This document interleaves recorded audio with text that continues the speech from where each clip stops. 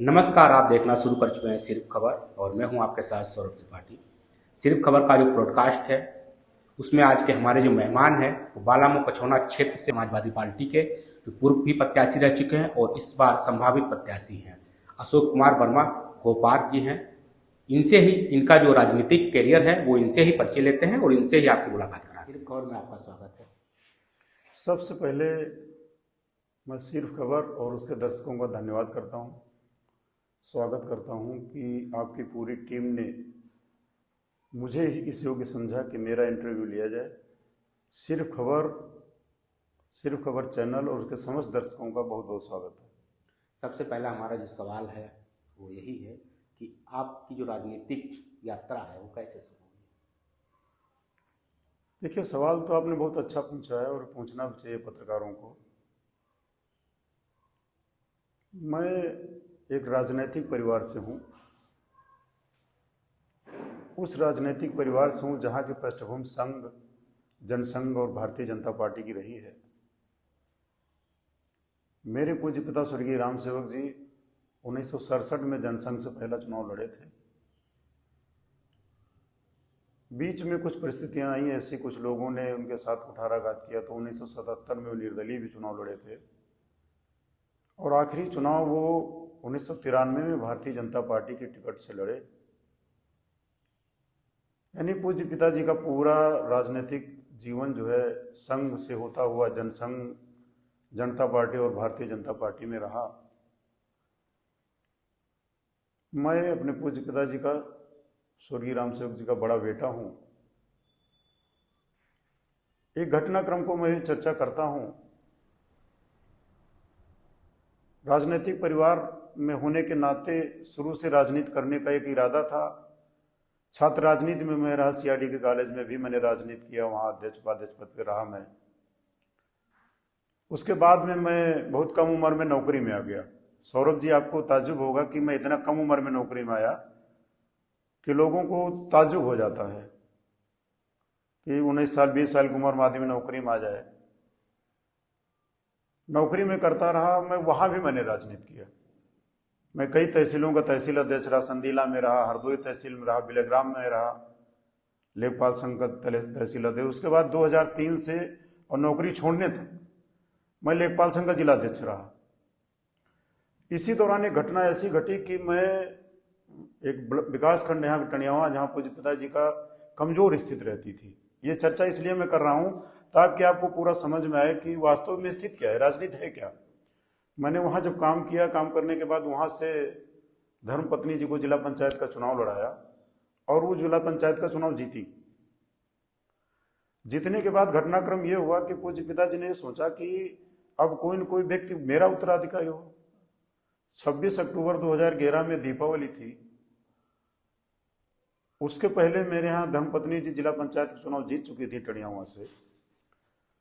मेरे घर में कोई ताश वाश नहीं खेलता है, बस लक्ष्मी जी की पूजा हुई। पूजा होने के बाद आदमी खाना वाना खाया और लेटने चला गया। मैं आया, मैंने कहा बाबूजी का आशीर्वाद ले लूं। तो बाबूजी बोले कि ऐसा है कि मेरा उत्तराधिकारी कौन होगा।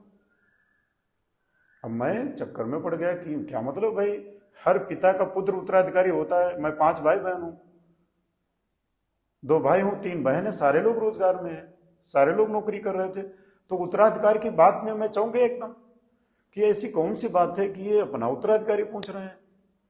तो मैंने कहा ये कौन सी बात है भाई, सारे पिता के पुत्र उत्तराधिकारी होते हैं और सब लोग संपन्न है, तो ये बात कौन है। तो उन्होंने कहा नहीं नहीं, ये बात तो प्रॉपर्टी के उत्तराधिकारी वाली, मेरा राजनीतिक उत्तराधिकारी कौन होगा। सौरभ जी, मैं आपको बताऊं कि मैं रात भर नहीं सोया। मैं ये गुड़ा भाग लगाता रहा कि ये तो बहुत बड़ा सवाल है, नौकरी छोड़ना। मैंने उनसे पूछा कि बताइए आप राजनीति में क्यों आए थे। अभी तो पढ़े लिखे हैं, तब के पीरियड में जो 2 4 5 पढ़ा लेता था वो नौकरी पा जाता था। आप तो वेल क्वालिफाइड हैं, बहुत अच्छे शिक्षित हैं। तो उन्होंने कहा अशोक, मैं राजनीति में इसलिए आया था, उनका दौर जो राजनीति का था उस दौर में लोगों को घर नहीं था, सर पे छत नहीं थी, तन पे कपड़ा नहीं था। उन्होंने कहा मैं इन तमाम गरीबों की आवाज बनना चाहता था तमाम लोगों के हाथों को काम मुहैया कराना चाह रहा था। सर पे छत होती, तन पे कपड़ा होता, नौकरी करके मैं आपको दे सकता था। लेकिन राजनीति की सफलता की वो चाबी है जो मैं वहाँ से कर सकता था। तो मैंने कहा ठीक, मैं विचार करता हूँ। रात भर मैं सोचा, अगले दिन मैं आया, मैंने रिजाइनेशन लिखा और अपने एसडीएम को दे दिया, मैं चला गया। नौकरी छोड़ के जब मैं घर गया तो पिताजी से मैंने बोला कि ऐसा बाबूजी मैंने नौकरी छोड़ दी। कहला अरे तो बहुत बड़ा निर्णय ले लिया, मैंने अभी तो कह रहे थे राजनीतिक उत्तराधिकार बनो। तो बड़ा होने के नाते मैं उत्तराधिकार बन गया आपका। तो बोला ठीक है, कठिन मंजिल है, आगे विचार करो। मैं राजनीति में आ गया, राजनीति कर रहा हूँ। जो अभी तक का आपका सफर, जैसे आपने बताया आपने सरकारी नौकरी छोड़ के राजनीति आपने चुना, ऐसा पिताजी के कहने पे तो आप आ गए, लेकिन उसके बाद जो राजनीतिक सफर आपका रहा, किन किन पार्टियों में आपने सहयोग किया, किस तरीके से यात्रा? हाँ, ये ठीक बात है, सही सवाल है। देखिए, मैं संघ जनसंघ भारतीय जनता पार्टी के परिवार का रहा हूँ, या यूँ कह लीजिए कि मैं संघ का बेटा रहा हूँ। भाई जब मैंने उस प्रेस्टीज में परवरिश में पला हूँ, बढ़ा हूँ, देखा है, तो मैं भारतीय जनता पार्टी में तत्समय ज्वाइन करने गया। पिताजी भी गए थे साथ में, लेकिन किन्हीं कारणों बस, या कहिए उस समय की क्या परिस्थितियां रही, भारतीय जनता पार्टी में मेरी ज्वाइनिंग नहीं हो पाई। तो मैं भारतीय जनता पार्टी के धुर विरोधी पार्टी में, पीस पार्टी में गया। मैं धन्यवाद करता हूं डॉक्टर अयूब का, उन्होंने अपने तत्समय के कैंडिडेट को विड्रा करके और गोपा मऊ से मुझे चुनाव लड़ाया। गोपा मऊ में मैं चुनाव लड़ा, उस समय कुछ विरोधी थे। मैंने प्रयास किया था एक दूसरे दल में भी, मैं दल का नाम नहीं लेना चाहता हूं, उन्होंने भी नहीं, जब उस समय की राजनीति क्या रही मुझे नहीं उपयुक्त समझा। इस पार्टी में गया मैं, गोपा मऊ से चुनाव लड़ा, और उस समय के सहयोग में भारतीय जनता पार्टी ने जिसको गोपा मऊ से टिकट दिया था उससे मुझे बहुत ज़्यादा वोट मिला। फिर मैं भारतीय जनता पार्टी में काम करने का इच्छुक था, चूंकि पिताजी का भी दबाव था। फिर इस पार्टी का मैं जिला अध्यक्ष बना, मैंने उसमें काम भी किया। मैंने लगभग पीस पार्टी को पूरे जिले में खड़ा कर दिया था, मजबूती से खड़ा किया। उसमें लोगों ने मेरा विरोध किया, जिनका वोट हट रहा था, जिनको हार का डर लग रहा था कि पीस पार्टी में बढ़ा देगा, पीस पार्टी को बढ़ाएगा तो लोग हारेंगे, तो उसमें लोगों ने मुकदमा भी मेरे ऊपर लिखाया। लेकिन मेरा तो संस्कार था इधर से, पिताजी का दबाव था, तो मैं पीस पार्टी छोड़ के भारतीय जनता पार्टी में आ गया। मैं चौधरी लक्ष्मण सिंह जी को भी धन्यवाद देता हूँ। उस समय भी लोग दबाव बना रहे थे कि इसको न ज्वाइन कराया जाए। मैं आपको और मैं बताऊं, भारतीय जनता पार्टी में दो लोगों मेरे ऊपर और बहुत बड़ा एहसान है, गंगा सिंह चौहान साहब का और विद्याराम वर्मा जी का। भारतीय जनता पार्टी को ज्वाइन कराने में उनका बहुत बड़ा योगदान रहा। लोग नहीं चाहते थे कि ज्वाइन करें। दोनों ने मुझे पिता के जैसा लाड़ प्यार दिया, और कुछ समय पिताजी का और जीवित रहे होते तो मुझे लगता पार्लियामेंट का टिकट मिल जाता। मेरा दुर्भाग्य रहा, उस समय चले गए। और बहुत बड़ा घटनाक्रम मेरे साथ जो घटित हुआ कि पिताजी ने जब भाजपा में ज्वाइन करवा पाया, उसके बाद जाते जाते मेरा हाथ पकड़ा गए गंगा सिंह चौहान, विद्याराम वर्मा जी को, कि इस बेटे को मैं आपको सौंप रहा हूं। भारतीय जनता पार्टी में मैंने काम किया, उन्होंने मेरी क्षमता को देखा, प्रदेश महामंत्री अनुसूचित मोर्चे को बना दिया, और मैंने वहां काम किया। मैंने सत्ता के वैभव को भी वहां बहुत नजदीक से देखा। तो राजनीति में करियर में तो मैं बहुत ऊंचाई तक गया हूं। राजनीति में आने से मुझे कोई कष्ट नहीं है, अच्छा है कि मैं राजनीति कर रहा हूं। जैसे कि आपने बताया, आपने जो भाजपा का जो ध्रुव विरोधी पार्टी थी उसकी आपने सदस्यता ली, उसके अलावा अन्य भी पार्टियां थी, वो भी भाजपा के विरोध में ही थी, उनमें जाना क्यों नहीं समझा? हाँ, ये बात ठीक है, मैंने प्रयास किया था। कुछ एक पार्टियां हैं जो पैसे की राजनीति करती हैं, करती भी थी, मुझे लगता आज भी कर रहे होंगी। आज तो उनका मुझे जानकारी नहीं है क्या हो रहा क्या नहीं, लेकिन तत्समय उनके यहाँ केवल पैसे की राजनीति थी। मेरा मानना है अगर आदमी सिद्धांत की राजनीति नहीं करता तो पैसे से वो पद नहीं पा सकता है, पैसे से राजनीति में सफल नहीं हो सकता। अगर पैसे से राजनीति में सफल होता तो टाटा, बिरला, धीरू भाई अंबानी, अडानी ये अपने कैंडिडेट लड़ा देते, पैसा खर्च करते तो प्रधानमंत्री, मुख्यमंत्री बन जाते। तो मुझे भारतीय जनता पार्टी को ये कहिए चिढ़ाने के लिए वहां जाना था, उनके कैंडिडेट से ज्यादा वोट लाना था, वो मैंने करके दिखाया। आपका जो क्षेत्र है वो बालामऊ कछौना है, वहाँ पर एक तरफा जो गढ़ है वो रामपाल वर्मा को माना जाता है। पूरा परिवार जैसे कहा जाता है ना, परिवारवाद केवल समाजवादी पार्टी में है, लेकिन हरदोई का कछोना एक ऐसा क्षेत्र है जहाँ पर परिवारवाद शुरू से आखिरी तक परिवारवाद ही है। विधायक, सांसद, ब्लॉक प्रमुख, जिला पंचायत सदस्य सभी एक ही घर में है। उसे कैसे? देखिए, आपने बहुत अच्छा सवाल पूछा है। आपने पहला शब्द जो किया है कि उनका गढ़ है, आपको बता दूं उनका कोई गढ़ नहीं है, किसी भी प्रकार का कोई गढ़ नहीं है। अगर उनका गढ़ होता तो हारे भी हैं। गढ़ में तो आदमी हारता नहीं है। उनको छोटे छोटे लोगों ने हरा दिया। एक बार सुशीला सरोज ने हराया, बिहारी लाल हंस जी ने हराया, वहीं से रामलाल वर्मा जी विधायक हुए, वहीं से सत्यनारायण संतू विधायक हुए, वहीं से जाके जब अनिल वर्मा विधायक हुए। तो ये कौन कहता उनका गढ़ है? बस वो राजनीति में कुछ लोगों से जुड़े हैं और वो ये करते हैं कि उनके बराबर का, उनको हराने वाला कैंडिडेट टिकट न पाए विपक्ष में। ये उनका इंटरनल मामला है और कमोबेश वो सफल हो जाते हैं। बसपा में थे, मैं भाजपा से टिकट मांग रहा था 17 में। भाजपा के लोगों से पूछो कि उन्होंने अशोक को टिकट क्यों नहीं दिया। मुझे तो लगता उन्होंने बेच दिया टिकट उस समय। उस समय भाजपा से कौन नहीं जीता? हाँ, भाजपा के लोग क्या करते थे, मेरे पूज्य पिता स्वर्गीय रामसेवक जी को जब खेत बेचना था, कैद पांचना था, जब भाजपा का कोई झंडा नहीं उठाता था तब लड़ाते थे। जनसंघ से भी लड़ाया, भाजपा से भी लड़ाया। जनता पार्टी में जब सत्ता में आने को हुआ तब उन्होंने टिकट काट दिया। तो भारतीय जनता पार्टी ने मुझे टिकट क्यों नहीं 17 में दिया? मुझे टिकट देते मैं जीत जाता, वो हार जाते, उनके घर की राजनीति खत्म हो जाती। टिकट नहीं दिया, उनके परिवार में 2 टिकट दे दिया, खुद उनको टिकट, रामपाल जी को दे दिया टिकट, उसके बाद उनके भतीजे प्रभास जी को दे दिया। एक जगह आप पार्टी कार्यकर्ता परिवार से था, मैं आप टिकट दे सकते थे। मुझे लगता है उन्होंने भी टिकट बेचे होंगे, ये तो वही जान सकते हैं। उनका कोई गढ़ नहीं है, सिर्फ वो अपनी प्लानिंग कर लेते हैं।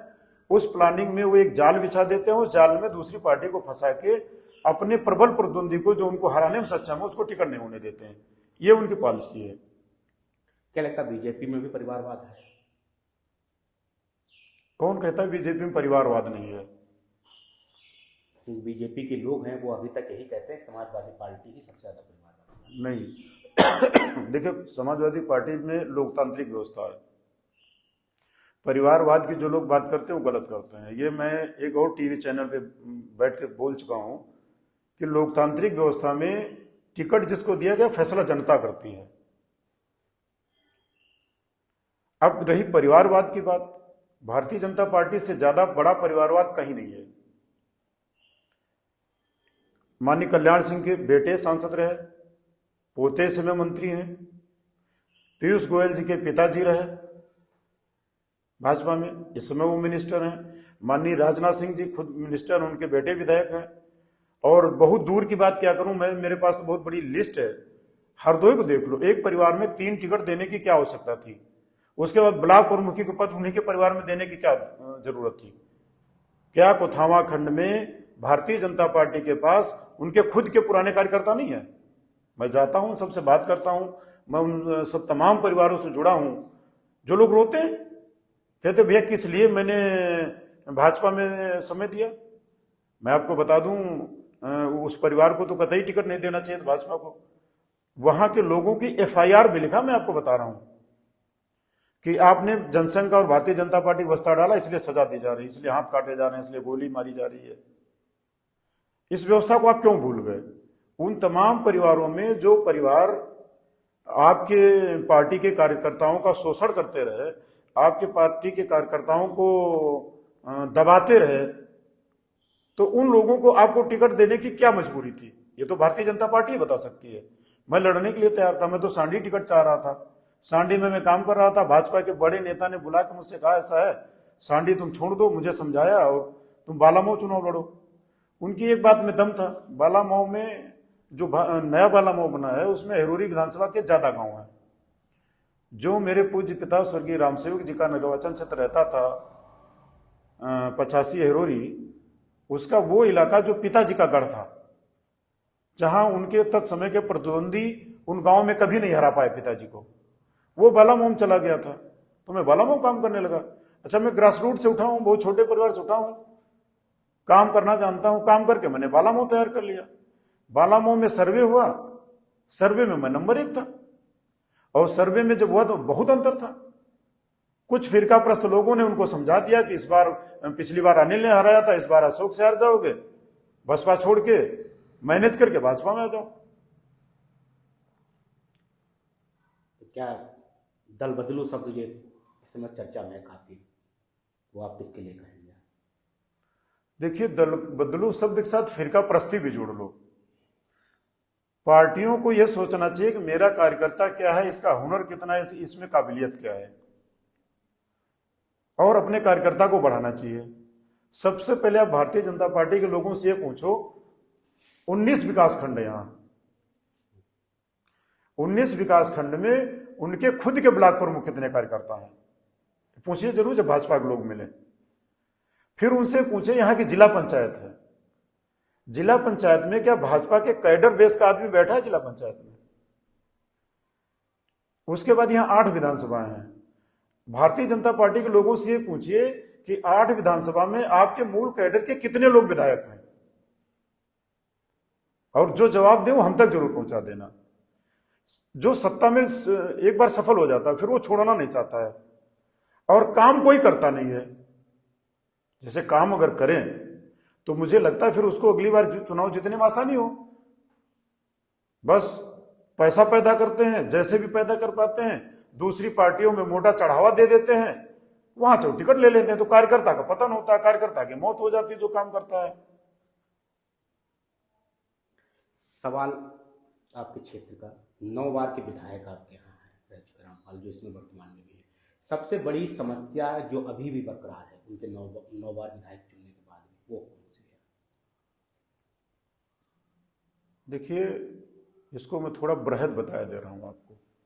सवाल बहुत अच्छा है। कोई एक समस्या अगर हो तो आपको चर्चा किया जाए। मैं खुद एक मांग आपसे कर रहा हूं आपके चैनल के माध्यम से, खबर चैनल के माध्यम से, कि 9 बार के अपनी कार्य योजना जो उन्होंने कराया है जनता के बीच में श्वेत पत्र लाएं, और ये कम से कम सभी विधायकों को, सभी सांसदों को, पूर्व सांसदों को, पूर्व विधायकों को लाना चाहिए। चुनाव से पहले उनको अपना लाना चाहिए कि क्या काम किया है, क्या नहीं काम किया है, पब्लिक के बीच में जाके बताना चाहिए है क्या। वो टिकट मैनेज कर लेते हैं। मैं भी मिश्रित लोकसभा से लोकसभा का चुनाव लड़ना चाह रहा था। मैं आपको बता दूं, आखिरी समय तक मैं चुनाव की तैयारी में रहा हूं, मुझसे कहा गया था चुनाव लड़िए आप। अंतिम समय में मुझसे बैठा दिया गया, और जो आदमी 4-5 महीने तक टिकट पाने के बाद क्षेत्र में नहीं निकला, उसका मैनेज करके जो उनका रिश्तेदार है उसको टिकट दे दिया गया। अब चित भी मेरी, पट भी मेरी, सट्टा मेरे बाप का। चाहे उनको वोट दो, चाहे उनको वोट दो, पब्लिक कहती है इससे ज्यादा बेहतर जो उसी को बना रहने दो। बालामऊ क्षेत्र में न तो सड़कें सही हैं, बिजली के मैं आपको बताऊं, सहोरा एक गांव है, अभी कल बिजली का विवाद हो रहा है। इंटीरियर के गांव में बिजली की व्यवस्था नहीं है। रोजगार का नाम तो कतई नहीं है। तो सबसे बड़ी बात यह है कि आपने किया क्या है, आपने कितने नौजवानों को रोजगार दिया। रोजगार भी कई तरीके का होता है, श्रमिक हैं, कुशल श्रमिक हैं, अकुशल श्रमिक हैं। इसमें आपने कितने लोगों को काम दिया, कितने लोगों को काम आज तक कराया है। अब मुझे लगता है ये श्वेत पत्र उनको लाना चाहिए। बालामऊ से ज्यादा पिछड़ी हुई विधानसभा कोई नहीं है। किसी भी रोड पे आप चले जाइए, किसी भी सड़क पे जाइएगा, आपको सड़क में गड्ढे मिलेंगे, गड्ढों में सड़क मिलेगी। इंटीरियर में बिजली का प्लान नहीं है। रोजगार की वो अव्यवस्था है कि कहीं नहीं है। जैसे संधीला में नया एक पुराना है सरकार का जो उद्गम था, कताई मिल, बंद पड़ा है। आप 9 बार से विधायक हैं, 2 बार से यहां हैं, आप एक बार मंत्री भी रहे, कितनी बार आपने उसको चालू कराने की व्यवस्था की? मुझे याद है, मैं छोटा छोटा था, गांव के गांव लोग कताई मिल को जाते थे, और जब वो सरकारी उपक्रम था, गांव के गांव लोग वहां नौकरी मजदूरी पाते थे। कोई कुशल श्रमिक था, कोई अकुशल श्रमिक था, कोई पढ़ा लिखा था, कोई ज्यादा पढ़ा लिखा था। बड़ी कंपनी में सबको काम मिल जाता। क्यों बंद पड़ी है? आज तक आपने कितना प्रयास किया, क्यों नहीं चालू हुई है? उसी क्रम में मैं दूसरा पहलू जोड़ना चाहूंगा, हरदोई के विकास की बात मैं कर रहा हूं। लक्ष्मी शुगर मिल में छोटा था, मैं पढ़ता था कि पूरी एशिया में यहाँ की चमनियों को धुआं जाता था, इतना बड़ा शक्कर का दाना था। चीनी मिल बंद पड़ी है, क्यों बंद पड़ी भाई, किस लिए बंद हुई, क्या कभी इस पर काम हुआ, किसी नेता ने किया? किसी भी विधानसभा में विकास के स्तर को तब आंकना चाहिए कि वहां के कितने लोग रोजगार में हैं, कितने कुशल श्रमिक हैं, कितने अकुशल श्रमिक हैं, उनको कितना रोजगार मिल रहा है, कितना दिलाया है प्रतिनिधि ने, रोजगार दिलाने के लिए कितना प्रतिनिधि ने काम किया है। अब मैं तो आपके चैनल के माध्यम से एक मांग करना चाह रहा हूं, जितने भी सांसद हैं, विधायक हैं, पूर्व सांसद हैं, पूर्व विधायक हैं, कुछ ना अगर करें तो इन्होंने अपनी विधायक निधि और सांसद निधि को कहां कहां खर्च किया, इसका जनता के बीच में श्वेत पत्र लाए, जनता फैसला करे कि भाई आपने कहां काम दिया, किसको पैसा दिया, सरकार का पैसा है, बिल्कुल जारी करना चाहिए। और सौरभ जी, मैं आपके बीच में वादा कर रहा हूं, मैं लेखपाल संघ का जिलाध्यक्ष रहा हूं, जिन जिन गांवों में मैं गया हूं, रहा हूं, आप डुग्गी करवा दीजिए, अगर एक भी आदमी ऐसा मिल जाए जो ये कह दे कि हमसे भ्रष्टाचार किया उन्होंने, ईमानदारी से, राजनीतिक रूप से आरोप लगाने के लिए भी 20 लोग आएंगे, मैंने सबका काम किया। और मेरा प्रशासन में इतना बढ़िया समन्वय था कि विधायक की लाइसेंस महीने में 3 होती थी और मेरे डीएम साहब मेरे अनुरोध पर 30 करते थे। कई सारे विधायकों के पत्र मेरे पास रखे होंगे जिन्होंने कहा कि इस बार शास्त्र लाइसेंस आप करा दीजिए मेरा। तो काम की क्षमता का आकलन करना चाहिए जनता को। अब विद्यालय मिलना चाहिए, घूम रहे हो आप अस्पताल में, मिलना चाहिए अस्पताल, घूम रहे हो आप कचहरी में, कहां मिलेगा? मुझे नहीं लगता है यहां के किसी विधायक ने सदन में कोई अतिरिक्त मांग रखी होगी, किसी ने नहीं रखी। समस्याओं का बालामाव विधानसभा में जितना अंबार है, वहां की जनता बदलना चाह रही है, लेकिन वो मैनेज करके कैंडिडेट बढ़िया नहीं अपने खिलाफ लाने देते हैं, उससे वो जीत जाते हैं। जैसे आपने बताया आप लेखपाल रह चुके हैं, लेखपाल से और राजनीति का दोनों में फर्क क्या है? हाँ, फर्क है। देखिए, लेखपाल भी जनता से जुड़ा हुआ है। मैंने भी ये कहा ना कि मैं जिन जिन गांव में रहा हूं आप डुग्गी करा सकते हैं। बहुत सारे लोग गरीब आते थे, गरीब जिस दिन मैं नौकरी छोड़ा हूं बहुत सारे लोग रोए, जो मैं जिलाध्यक्ष था सबका आसानी से काम हो जाता था। और मुझे लेखपाल होने का गौरव कब महसूस हुआ, सौरभ भाई, जब मेरा लोगों ने एक्सीडेंट कराया, मेरी हत्या कराने का जब प्रयास किया, एक्सीडेंट कराया, तो 10,000 व्यक्ति मुझे देखने गया, मेरे घर पे आया, जिनके पांव में चप्पल नहीं थी। मुझे उस समय के तत्कालीन एसओ साहब का नाम मुझे याद नहीं, कोई थे, थोड़े दिन रहे हट गए थे। तो वो जब मैं वहां से ठीक होकर आया, मैं उनसे मिलने गया, तो उन्होंने मुझसे कहा कि अशोक तुम किस मिट्टी के बने हो, तुम्हारा तो गरीब लोग हाल पूछने आ रहे थे। लेखपाल अगर चाहे तो अपने क्षेत्र की पब्लिक का बहुत विकास कर सकता है, बस उसकी मंशा हो, अधिकारी उसका सहयोग करें।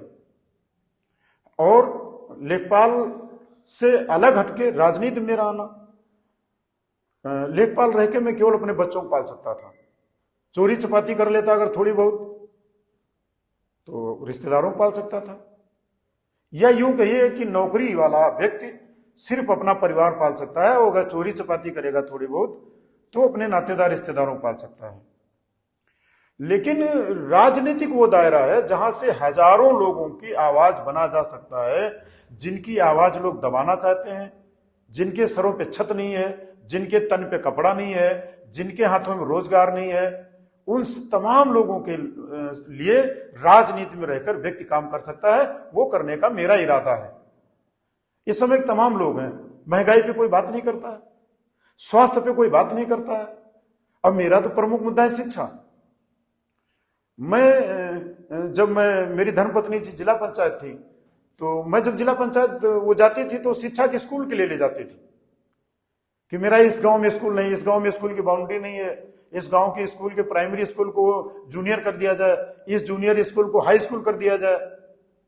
तो तत्समय के मेरे जो अध्यक्ष थे धर्मपत्नी जी के, मुकेश अग्रवाल जी, तो वो कहते भी थे, कह रहे थे आप केवल शिक्षा के लिए बहुत जोर देती हो। मैं आपको बताऊं, मुकेश अग्रवाल जी जिस समय अध्यक्ष थे, उन्होंने मेरे क्षेत्र में शिक्षा के लिए बहुत काम करा दिया। वो कहते थे आदमी सड़क मांगे, बिजली मांगे, पानी मांगे, तो मैंने कहा शिक्षा वो पहलू है, अगर आदमी शिक्षित हो जाएगा तो शिक्षा से वो अपने लिए व्यवस्था कर सकता है। व्यवसायिक शिक्षा मिलनी चाहिए, वाणिज्यिक शिक्षा लोगों को मिलनी चाहिए। किसी नेता ने यह काम नहीं किया।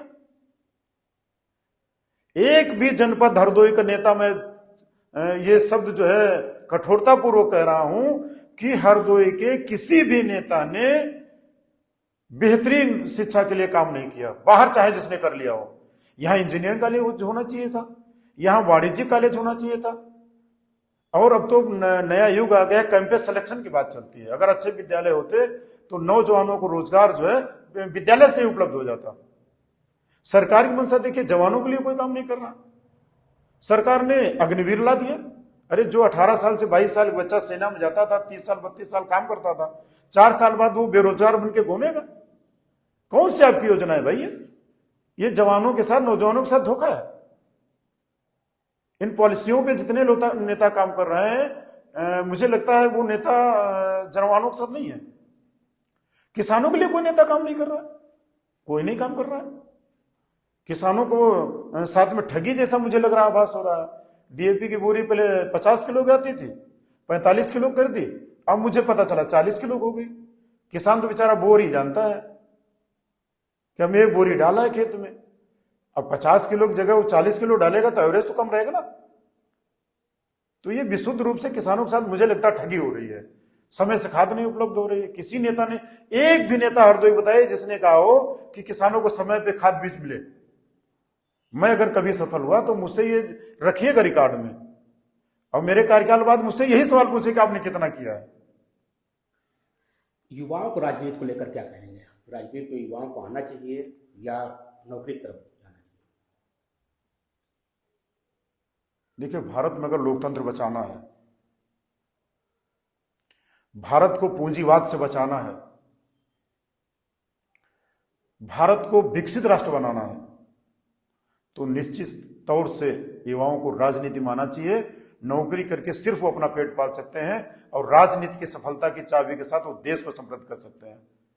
राजनीति में युवाओं को बढ़ चढ़ के भागीदारी करनी चाहिए। मैं युवाओं को राजनीति में आते देखना चाहता हूं, राजनीति में युवाओं को डेवलप होते देखना चाह रहा हूं। मैंने बालामाव विधानसभा में कम से कम 1000 नौजवानों की विंग खड़ी कर दी है। नौकरी करके सिर्फ आप माँ बाप का पेट पाल सकते हैं, बच्चों का पेट पाल सकते हैं, इसके अलावा कुछ नहीं कर सकते हैं। राजनीति में अगर आप सैद्धांतिक राजनीति कर रहे हैं, स्वास्थ्य के लिए कि बेहतर स्वास्थ्य हो, बेहतर स्वास्थ्य की सुविधाएं हो, बेहतर शिक्षा की व्यवस्था हो, बेहतर किसानों के लिए काम हो कि किसानों को उनके उत्पादन का सही मूल्य मिले, किसानों को सही मार्केट मिले, तो ये नौजवानों को आके इसके लिए काम करना चाहिए। स्वागत है उन नौजवानों को मेरे साथ में। सबसे बड़ा सवाल हमारा यही है कि समाजवादी पार्टी से आप अभी तैयारी में लगे हुए हैं, क्या लगता है अगर समाजवादी पार्टी आपको टिकट नहीं देती है तो आपका अगला निर्णय क्या होगा? देखिए, मैंने समाजवाद को पढ़ा, मैंने जयप्रकाश नारायण जी को पढ़ा, मैंने लोहिया जी को पढ़ा, मैंने जोनेश्वर जी को पढ़ा, और माननीय पूर्व रक्षा मंत्री धरतीपुत्र आदरणीय मुलायम सिंह जी के काम को देखा। और भारतीय जनता पार्टी में धीरे धीरे मैंने जो देखा, जो माननीय अटल बिहारी वाजपेयी जी की भाजपा थी, आदरणीय कल्याण मिश्रा जी की भाजपा थी, मुरली मनोहर जोशी जी की भाजपा थी, उस भाजपा का अंत हो गया भाजपा में। मैं ये कहने में कतई संकुचित नहीं हूं। माननीय अटल बिहारी वाजपेयी जी की भारतीय जनता पार्टी अब नहीं है, अब ये गुजरात समाज की पार्टी है, व्यापारियों की पार्टी है। पूरा गुजरात व्यापार कर रहा है। वहां पे भारतीय जनता पार्टी में सिद्धांत के कोई मतलब नहीं है। जो जितना बड़ा भ्रष्टाचारी है वो उतना बड़ा भारतीय जनता पार्टी का नेता है। चाहे आप हेमंत बिस्वा शर्मा को ले लीजिए, येदियुरप्पा जी को ले लीजिए, 50 नाम गिनाओ भारतीय जनता पार्टी के। अब तो दुखद अंत हो गया, उनका नाम मुझे नहीं लेना चाहिए। आदरणीय अजित पवार जी को 2 दिन पहले माननीय प्रधानमंत्री जी ने कहा था चक्की पिसिंग 70,000 करोड़ रुपए का घोटाला है। भारतीय जनता पार्टी में ले लिया और डिप्टी सीएम बना दिया। तो भारतीय जनता पार्टी में अगर आप घोटाला कर रहे हैं, अब कर चुके हैं, संरक्षण आप पूछे, भारतीय जनता पार्टी में चले जाइए। भारतीय जनता पार्टी अब राष्ट्र की बात नहीं करती है। भारतीय जनता पार्टी अब राम मंदिर की बात नहीं करती है।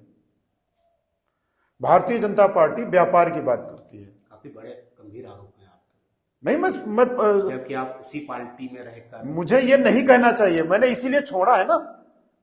ये गंभीर आरोप नहीं है। मैं भारतीय जनता पार्टी में दफन होता तो ठीक होता, जो मेरे पिताजी रहे, लेकिन वहां के मैंने जब संस्कृत को देखा, भाई क्या जरूरत थी भारतीय जनता पार्टी का कार्यकर्ता यहां का जिला पंचायत अध्यक्ष अगर बनता तो क्या वो नहीं चला पाता इसको? यहां भारतीय जनता पार्टी अगर सारे ब्लॉक प्रमुख अपने कार्यकर्ताओं को बनाते तो क्या वो नहीं चला पाते? ये एथेंटिक प्रमाण है ना। जैसे भारतीय जनता पार्टी में अजीत डोभाल जी हैं, प्रमुख राष्ट्रीय सुरक्षा सलाहकार, उनका मैं एक दिन इंटरव्यू देख रहा हूं तो यहां के नौजवानों से कह रहे बदला लो। तो मेरे जहन में एक सवाल आया और आपके चैनल के माध्यम से मैं पूछना चाह रहा हूं, वो बहुत बड़े हैं हमारे राष्ट्रीय प्रमुख सुरक्षा सलाहकार, लेकिन उन्होंने किससे बदला लेने को कहा ये नहीं बताया। बताना चाहिए था किससे बदला लो, तो यहां के नौजवान उस पर चर्चा करता। मैं देखा हूं कि मैं फिर जब मैंने उनको डिटेल देखा तो उनके 2 बेटे हैं, दोनों उद्योगपति हैं, अरब कंट्रीज में उनका व्यापार चल रहा है। मुझे लगता है शायद एक बेटे को उनकी ब्रिटिश की नागरिकता भी है, और दोनों मुझे लगता है यहां रहते भी नहीं है। एक तो मुझे लगता है वो सिंगापुर में रहते हैं, वहां से कंपनी चला रहे हैं। तो आपके 2 बेटे विदेश में रह के कारोबार कर रहे हैं, तो भारत के किन युवाओं को आप बदला लेने के लिए कह रहे हो? आदरणीय विदेश मंत्री जी हैं, उनके बेटे विदेश में रह के व्यापार कर रहे हैं। मुझे लगता है हो सकता है ये गलत हो, आप तो इसकी छानबीन भी कर ले। मुझे लगता है उनके एक बेटे के पास अमेरिका की नागरिकता है। अब जिसके बच्चों के पास विदेश की नागरिकता होगी वो भारत भूमि को विकसित बनाने के लिए काम करेंगे या अपने बच्चों के विकास के लिए करेंगे? एथेंटिक है। तब मैंने देखा कि ये भारत भूमि में और भारत को विकसित बनाने के लिए दूसरा कौन सा फार्मूला है। तो मुझे लगा अगर सामाजिक समरसता यहां हो, लोगों को सामाजिक न्याय मिले, सामाजिकता के रूप से, सामरिकता के रूप से सबका डेवलपमेंट हो, तो उसमें समाजवाद को मैंने पाया। और आपको मैं बता दूं सौरभ जी, 4 जनवरी 2022 को मैंने जिस दिन ज्वाइन किया, मेरी 45 मिनट बात हुई थी, उस दौर में राष्ट्रीय अध्यक्ष जी किसी से नहीं मिल रहे थे। मुझे इस दल में ज्वाइन कराने वाले महाराष्ट्र के प्रदेश अध्यक्ष आदरणीय अबू आसिम आजमी साहब हैं, उनका मैं शुक्रगुजार हूं। मैं उनके सारे कार्यक्रमों में जाता हूं कि उन्होंने मुझे ज्वाइन कराया। समाजवाद में सामरिक रूप से काम करने में मुझे बड़ा मजा आ रहा है। और जिस दिन मैंने ज्वाइन किया, मुझसे 3 बार राष्ट्रीय अध्यक्ष जी ने पूछा था, क्या अशोक जी आपकी कोई, गोपाल जी आपकी कोई शर्त है? मैंने कहा मेरी कोई शर्त नहीं है। फिर कहा यहाँ तो लोग टिकट मांगने आते हैं, मैंने कहा मेरी कोई शर्त नहीं है। फिर कहा आप चुनाव लड़ोगे, मैंने कहा मेरी कोई शर्त नहीं है। कहा फिर भी, तो मैंने कहा मेरी शर्त है। तब वो एकदम से चौंके कि ये आदमी कह रहा शर्त नहीं है, फिर कह रहा शर्त है। कहा अच्छा बताइए पहले शर्त आपकी क्या है? तो मैंने, मेरी शर्त है कि भारतीय जनता पार्टी को लोकतांत्रिक ढंग से सत्ता से हटाने के लिए, इस देश का लोकतंत्र बचाने के लिए, इस देश को विकसित करने के लिए मेरी जहां भी जरूरत हो आप बता देना, वहां पे मैं काम करने के लिए खड़ा रहूंगा और मैं काम करूंगा। तो उन्होंने हाथ बढ़ाया, मैंने हाथ मिला लिया। मैं सपा में काम कर रहा हूं और 4 पीढ़ी में जब भाजपा में रहा हूं, थोड़ा आंशिक कार्यकाल छोड़कर, वो व्यवस्था है कि मैं ज्वाइन नहीं कर पाया था भाजपा में, उसको उस कार्यकाल को छोड़ दिया जाए तो मैं 4 पीढ़ी भाजपा में रहा हूं। आप विश्वास करिए 3 पीढ़ी कम से कम रहूंगा सपा में। और टिकट तो राष्ट्रीय अध्यक्ष जो कमेटी बांटेगी, मुझे उपयुक्त समझेगी कि मैं बालामऊ में वहां जीत सकता हूं, मेरा सर्वे पार्टी करा ले। मुझे तो 22 में राष्ट्रीय अध्यक्ष जी ने कहा था कि बालामऊ चुनाव लड़ाऊंगा, किन्हीं कारणों बस मैं नहीं लड़ा। वहां जो कैंडिडेट लड़ा बहुत बुरी तरीके से, सारा उसको लोग जानते नहीं थे। लोग मुझसे कह रहे थे आप लड़े होते, तो मैंने कहा ये भैया का निर्णय है। उसके बाद आइए, लोगों ने यहां कहा, कुछ सपा के लोगों ने कहा ये पार्टी छोड़ देंगे। मैं तो विचारधारा के साथ आया हूं ना। मैं मिश्रिक लोकसभा से चाह रहा था टिकट, मिश्रिक लोकसभा से मैं टिकट चाह रहा था, लड़ना चाह रहा था। तो सवाल हमारा अभी भी वही है, हाँ, कि अगर आपको टिकट पार्टी नहीं सुनिए, पूरा उत्तर सुनिए ना। अभी मैं मिश्रिक लोकसभा टिकट मांग रहा था, टिकट नहीं मिला, मैंने कैंडिडेट जिसको टिकट दिया उसको लड़ाया। अब मैं अपनी तैयारी हूं ना, मैं तो यहां लोकतंत्र बचाने की लड़ाई लड़ रहा हूं कि लोकतंत्र कैसे सोच। मैंने कहा ना बहुत सारे युवाओं की मुझे जरूरत है, आइए काम करिए। पार्टी टिकट देगी, मैं जीत के जाऊंगा। पार्टी अगर मेरे नाम पे टिकट नहीं देती है, नहीं विचार करती है, तो जिसको देगी उसके साथ रहेंगे। मैं जब भाजपा में 4 पीढ़ी रहा तो कम से कम 3 पीढ़ी तो यहां रहने दो। अब इसमें एक सवाल आपके बन सकता है कि आप बालामऊ और मिश्री की बात क्यों करते, हरदोई की क्यों नहीं करते, गोपामा और सांडी क्यों नहीं बात करते? ये कुछ लोग सवाल पूछ सकते हैं, पिछले चैनल ने पूछा भी था, तो उसका मेरा एक जवाब है, जवाब ही नहीं, मेरा संकल्प है कि मेरे पूज्य पिता स्वर्गीय रामसेवक जी हेरोरी विधानसभा से चुनाव लड़ते थे और उनके जो राजनीतिक विरोधी थे स्वर्गीय परमाईलाल जी, वो हेरोरी से लड़ते थे, कभी एक साथ हुआ करते थे। उसके बाद जब से दोनों अलग हुए एक मंच में कभी नहीं बैठे। अब वो दोनों लोग इस दुनिया में नहीं है, न मेरे पूज्य पिता स्वर्गीय रामसेवक जी हैं और न परमाईलाल जी हैं। जब दोनों लोग इस दुनिया में नहीं है, जहां हो वहां खुश हो दोनों लोग। मैं तो कहता हूं जहां वो लोग हो उनकी राजनीतिक फिर आपस में आमने सामने हो। दूसरे युग का तो मैंने देखा नहीं है, लेकिन मैं उनका क्या रहेगा मुझसे नहीं पता, दोनों खुश हो। मैं नहीं चाहता हूं कि स्वर्गीय रामसेवक जी के उत्तराधिकारी स्वर्गीय परमाईलाल जी के उत्तराधिकारी आमने सामने हो। लोग कराएंगे तो फिर वो देखा जाएगा, स्वागत है। आपके क्षेत्र से ही सांसद अशोक रावत है और रेलवे में सहभागिता सांसद की होती है, क्या जो उनका अभी तक जो कार्यकाल है, ऐसी कौन सी उनकी उपलब्धियां हैं, उनको आप कैसे देखते हैं? देखिए सौरभ जी, बहुत अच्छा सवाल है कि रेल वो व्यवस्था है जहाँ से गरीबों का भला होता था। रेलवे पे 10 रुपया 5 रुपया, मैं छोटा था तो 1 रुपया 1.5 रुपये का टिकट मिलता था। आदमी बघौली से, करना से, मसीह से, दलेल नगर से, उमरताली से हरदोई आ जाता था। रेलवे ने जितनी पैसेंजर्स ट्रेनें बंद की, इनके विषय में किसी नेता ने नहीं उठाया है, अशोक रावत जी ने भी नहीं उठाया, सांसद जी ने। उनको रेल के विषय में पूरा ध्यान देना चाहिए था कि रेल के जो पैसेंजर्स ट्रेनें चलती थी वो जगह जगह रुकती थी। गरीब आदमी उनसे आता जाता था, अपना जिला मुख्यालय, कचहरी, कोर्ट, रिश्तेदारी में जाता था। रेल चलना चाहिए और रेल पे उन्होंने कोई काम किया नहीं, रेलवे का कभी ध्यान नहीं दिया। इसलिए मुझे लगता है ये उनको करना चाहिए था, रेल की ट्रेनें रुकनी चाहिए जगह जगह। विपक्ष कहता है कि समाजवादी पार्टी सिर्फ वादे करती है, काम कुछ नहीं करती है। नहीं, ठीक बात आपने कही है। आगरा एक्सप्रेसवे समाजवादी पार्टी ने नहीं बनवाया क्या? 100 डायल समाजवादी पार्टी ने नहीं चलाया क्या? 10-90 समाजवादी पार्टी ने नहीं बनाया क्या? नहीं चलाया क्या? समाजवादी पार्टी ने बेरोजगारों को भत्ता दिया, वो नहीं है? समाजवादी पार्टी ने लैपटॉप बांटा, वो नहीं है? समाजवादी पार्टी के काम का ही ये दूसरी पार्टियों के लिए फीता काट रहे हैं। समाजवादी पार्टी ने जो कहा वो किया है। क्या लगता है समाजवादी पार्टी के अंदर अंदरूनी गुटबाजी है? सभी दलों में होती है, हर आदमी दल में आके बढ़ना चाह रहा है। गुटबाजी क्या होती है? तो दलों के अंदर की अपनी व्यवस्था है। गुटबाजी जो थोड़े इसको कहेंगे। हर दल में, भाजपा हो, सपा हो, बसपा हो, जनता दल हो, कांग्रेस हो, सभी दलों में आदमी एक दूसरे को ऊपर सुपरसीड करके आगे बढ़ना चाहता है। इसको गुटबाजी कहाँ कहा जाता है? सपा में तो इस तरीके की कोई गुटबाजी भी नहीं है। जनता आपको क्यों चुने, आपकी सबसे बड़ी ताकत क्या है? देखिए, जनता मुझे क्यों चुने, सबसे बड़ी ताकत मेरी, यह सवाल बहुत अच्छा आपने पूछा, पूछना भी चाहिए पत्रकारों को। जनता मुझे चुने इसलिए मैं चाहता हूं बालामाव विधानसभा की सभी सड़कें बने, बालामाव में जो सरकारी विद्यालय बंद हुए वो फिर से चालू हों, बालामाव विधानसभा के बेरोजगार लोगों को रोजगार मिले, बालामाव विधानसभा के किसानों को उनकी उपज का सही मूल्य मिले, उनको खाद बीज सही समय पर मिले, महंगाई कम हो। और मैं बालामाव विधानसभा के तमाम मतदाताओं से यह आह्वान करना चाह रहा हूं कि वो जिनको आज तक चुना है उनसे पूछें आज तक उन्होंने क्या काम किया। बालामाव विधानसभा में बिजली पे काम क्यों नहीं हुआ? गांव में बिजली क्यों नहीं गई? सड़कों पर काम क्यों नहीं हुआ? सिंचाई के साधनों पर किसानों के लिए काम क्यों नहीं हुआ? मैं बहुत सारे इंटीरियर में चला जाता हूं, आई नहीं सिंचाई के साधन। तो तमाम ऐसी व्यवस्थाएं और सामाजिक समानता है, जिनके सर पे छत नहीं उनको छत मिले, जिनके तन पे कपड़ा नहीं उनको तन पे कपड़ा मिले, जिनके पांव में चप्पल नहीं उनको चप्पल मिले। बालामाव विधानसभा, मैंने सबसे पहले आपसे कहा था कि बालामाव विधानसभा सबसे ज्यादा पिछड़ी हुई विधानसभा है, जहां के लोगों को रोजगार की भी आवश्यकता है। कताई मिल बंद पड़ा, बालामाव विधानसभा माता क्यों बंद पड़ा है?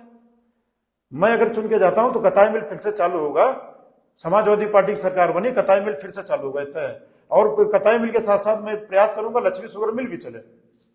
आपकी जीत का जो प्लान है वो क्या है? नहीं, ये मैं बताने वाला नहीं। पहली बार वोट बस देने एक बात मैं बता दे रहा हूं कि मेरा जीत का जो प्लान है, मैंने 17 में बता दिया था, दूसरी पार्टी का आदमी हमारे आ गया, टिकट ले लिया, खरीद लिया उसने, इसलिए उस पर मैं बात नहीं करूं। बस मेरा एक आंदोलन चल रहा है, मेरा वो आंदोलन है चलो गांव की ओर, गांव की पंचायत फिर से गांव में, गांव के लोग बैठे, गांव के लोग अपनी पंचायत को, छोटे छोटे झगड़े जो हैं, जो थाना पुलिस कचहरी जाते हैं, जिनमें सिर फुटबॉल हो जाती है, कभी सिंचाई पे, कभी मेड़ पे, कभी खेत पे, कभी हाथ दो हाथ जमीन पर, वो गांव में सुलझे। उसके लिए मेरे गांव गांव ग्राम प्रमुख, ग्राम सहायक प्रमुख हैं, वो गांव की पंचायत गांव में निपटाते हैं। और उसमें मेरा दायरा है कि सभी समाज के लोग हों, गांव में जो लोग रहते हैं कम से कम हर बिरादरी के 2-1 लोग उसमें समायोजित हैं, वो लोग हमको चुनाव जिताएंगे। धर्मपत्नी जी ने इसी बेस पे जिला पंचायत टंडियाओं से जीता था।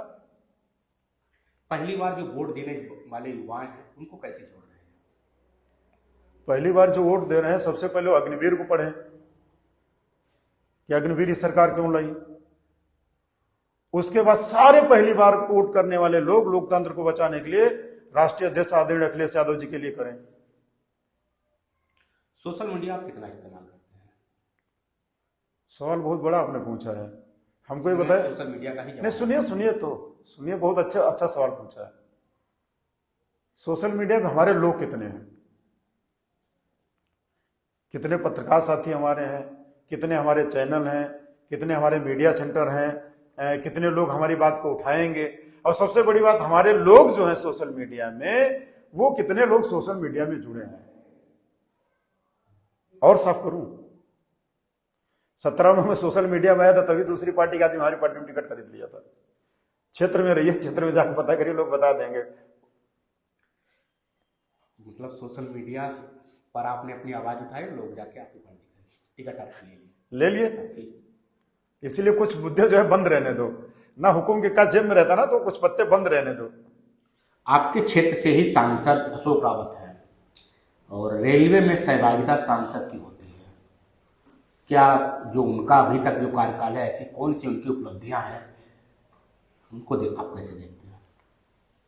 देखिए सौरभ जी, बहुत अच्छा सवाल है कि रेल उस व्यवस्था है जहाँ से गरीबों का भला होता था। रेलवे पे 10 रुपया 5 रुपया, मैं छोटा था तो 1 रुपया 1.5 रुपये का टिकट मिलता था। आदमी बघौली से, करना से, मसीह से, दलेल नगर से, उमरताली से हरदोई आ जाता था। रेलवे ने जितनी पैसेंजर्स ट्रेनें बंद की, इनके विषय में किसी नेता ने नहीं उठाया है, अशोक रावत जी ने भी नहीं उठाया, सांसद जी ने। उनको रेल के विषय में पूरा ध्यान देना चाहिए था कि रेल के जो पैसेंजर्स ट्रेनें चलती थी वो जगह जगह रुकती थी, गरीब आदमी उनसे आता जाता था, अपना जिला मुख्यालय, कचहरी, कोर्ट, रिश्तेदारी में जाता था। रेल चलना चाहिए, और रेल पे उन्होंने कोई काम किया नहीं, रेलवे का कभी ध्यान नहीं दिया। इसलिए मुझे लगता है ये उनको करना चाहिए था, रेल की ट्रेनें रुकनी चाहिए जगह जगह। आखिरी हमारा जो रैपिड फायर, आपको नेता के नाम के बाद आपको ये बताना है कि वो कैसे है। सबसे पहला आपका जो रोल मॉडल नेता है वो? नहीं, मेरा रोल मॉडल नेता तो वर्तमान समय में राष्ट्रीय अध्यक्ष अखिलेश यादव जी हैं। मैं उन्हीं को फॉलो करता हूं, उन्हीं के सिद्धांत पे काम करता हूं, समाजवाद पे काम कर रहे हैं, लोकतंत्र बचाने के लिए काम कर रहे हैं। राष्ट्रीय अध्यक्ष आदरणीय अखिलेश यादव जी रोल मॉडल है मेरे, वही मेरे नेता हैं। राजनीति या समाज सेवा ज्यादा जरूरी क्या है? नहीं, दोनों जरूरी हैं। राजनीति से ही समाज सेवा होती है और समाज सेवा से ही राजनीति होती है। सुबह जल्दी उठना या देर तक काम करना? नहीं, देर तक काम भी करना और सुबह ब्रह्म मुहूर्त में उठना भी चाहिए आदमी को। अगर सुबह जल्दी नहीं उठता तो कोई काम नहीं कर सकता है। एक ऐसी आदत जिसे आप बदलना चाहते हैं? मैं चाहता हूं मुझे कभी गुस्सा ना आए, मुझे कभी घमंड ना हो। नेताओं की अगर बात करें, रामपाल वर्मा कैसे नेता है? मुझे लगता है ये सवाल अगर बालामऊ के लोगों से पूछते तो ज्यादा बेहतर था। वो बोलना जानते नहीं है, उनको तो कभी लोगों ने बोलते सुने ही नहीं है, और न सदन में बोला न क्षेत्र में बोला है। अशोक रावत? मैंने अभी कहा ना, उन्होंने किसी पे काम ही नहीं किया है। सदन उठाए, कम से कम रेलवे को तो रुकवा देते। नरेश अग्रवाल? हरदोई के बट वृक्ष। नितिन अग्रवाल? वो अपने पिता की विरासत को बाखूबी सजोए हुए हैं। अशोक अग्रवाल? अशोक अग्रवाल के विषय में मैं क्या कहूं, उनके विषय में वो मुझे लगता है मुझे कुछ नहीं कहना है। रजनी तिवारी? हाँ, वो ठीक महिला है, सरस महिला है, सौम्य महिला है, सबको साथ में ले चलने की क्षमता उनके साथ है। कोशिश करती है कि उनके यहाँ कोई जाए तो वो नाराज न हो। अलकार वंशी, ये कौन सा नाम आपने बता दिया? भाजपा विधायक, कहाँ से है विधायक ये? संगीला विधायक। मैं इनको तो जानता भी नहीं हूँ। मुझे लगता है ये वो विधायिका हैं जिन्होंने राजा सोहेलदेव पासी का अर्घवंशी करके पैसा वैसा दिया है। इनके विषय में मुझे जानकारी नहीं है। राजनीति में आने से पहले जो आपकी शैक्षिक योग्यता है, पढ़ाई आपने कहाँ से शुरू की और कहाँ तक? देखिए, सन तो कमोबेश ध्यान नहीं है मुझे शैक्षिक योग्यता के विषय में। मैं अपने गांव के प्राथमिक विद्यालय से पढ़ा 5 तक। उसके बाद मैं तुलसी आश्रम इंटर कॉलेज में पढ़ा, रफ़ी अहमद में पढ़ा, RK कॉलेज में पढ़ा। उसके बाद CRD कॉलेज में मैं ग्रेजुएशन किया और लखनऊ विश्वविद्यालय से मैंने विधि स्नातक किया है। ये मेरी शैक्षिक योग्यता है। और मैं CRD कॉलेज में छात्र राजनीति में भी जुड़ा रहा, विश्वविद्यालय में भी करता था राजनीति। हमारे साथ में जो आज के मेहमान थे वो अशोक कुमार वर्मा गोपाल जी थे। इन्होंने बेबाकी से हमारे सवालों का जवाब दिया। अगली मुलाकात होती है किसी नए मेहमान के साथ। तब तक के लिए नमस्कार।